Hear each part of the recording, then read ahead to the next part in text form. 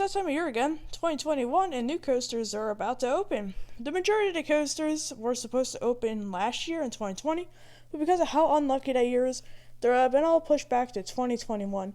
So, before we get into this video, there's only going to be 5 coasters. I'm going to be ranking the ones that I'll be able to ride. So, 3 of them will be at my home parks, and 2 will be out of state.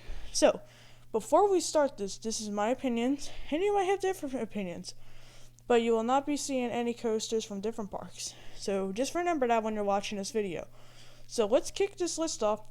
Coming at the number 5 spot, we have Icebreaker from SeaWorld Orlando. This is a Premier Rides multi-launch or quadruple launch coaster coming to SeaWorld Orlando and looks like to be one amazing ride. I gotta say one thing, this ride looks very good. The launches look really good. And also, this is a launch coaster, so this is gonna fill in the lineup or that gap in SeaWorld Orlando. And also it's gonna be a great intermediate family coaster. The layout looks very solid, and the launches look very fun, and definitely looks like a ride that my dad or some of my parents who are a little afraid of coasters might want to ride. But this is definitely going to be a great family coaster. The elements look great, especially the one wave turn. It's definitely going to get the kids used to wave turns. So that's Icebreaker. So going at the number 4 spot, we have Pantheon from Busch Tampa. This is an intimate blitz coaster, and yes, you might be saying, well, why is Pantheon so low? Just remember, 4 out of the 5 coasters are literal high thrill coasters. 2 of them intimates and 2 of them RMCs. Icebreaker was the only family coaster on the list.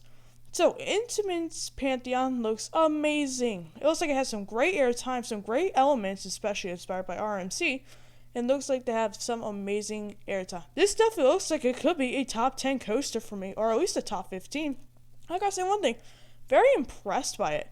But now we're going to move on to the number 3 spot. And that number 3 spot has to go to Jurassic World Velocicoaster. Going to Universal Islands of Adventure.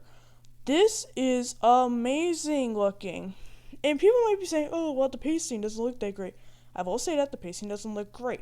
The second half looks great, but you know what will make this coaster? Is the theming, the experience. That's why people consider Hagrid's as one of the best coasters in the world. I think it is, because of the theming.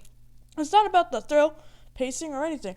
It's about how well themed the coaster is. And this coaster looks like it has some amazing theming. And definitely the elements look great. It isn't going to be an intensity monster like the Hulk. It's going to be a great themed attraction that people would really like. Just remember, this is technically Universal's first take on a highly themed roller coaster with inversions or rockwork and all that.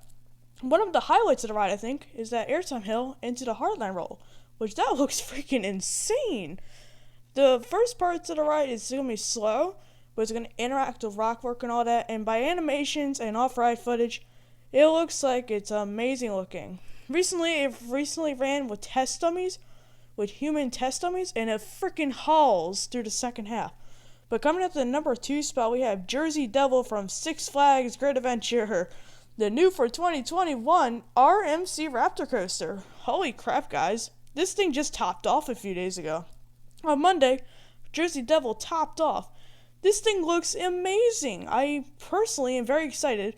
One of 2 RMCs that I'll be able to ride this year. They're opening this year. Jersey Devil is going to be my first ever RMC Raptor.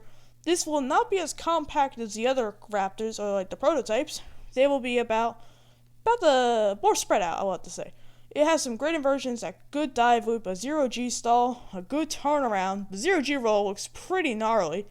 And just looks super good. The mid-course breakdown looks like it's going to have killer airtime coming out of it, and this final finale at Bunny Hills just look amazing. I gotta say one thing, I am very excited for this coaster, and definitely is worth the trip to go back to Great Adventure.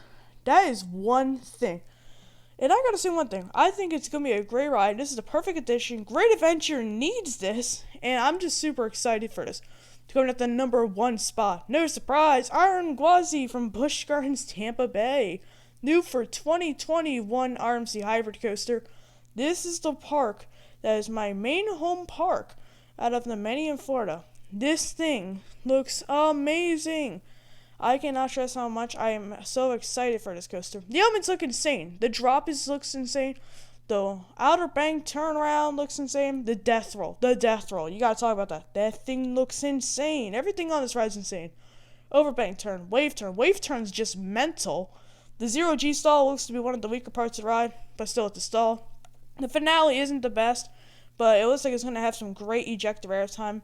I want to specify the drop real quick. Unlike Steel Vengeance, the drop has a tighter pullout and a tighter for it goes vertical. So, which I think will make the airtime more sustained. And granted, I haven't ridden an RMC, but it looks absolutely amazing. So that will wrap up all the coasters I'll be riding this year. That I'll be able to ride for 2021. I hope you guys enjoyed this video. I personally am so excited for these coasters. Tell me what your favorite coaster is coming for 2021.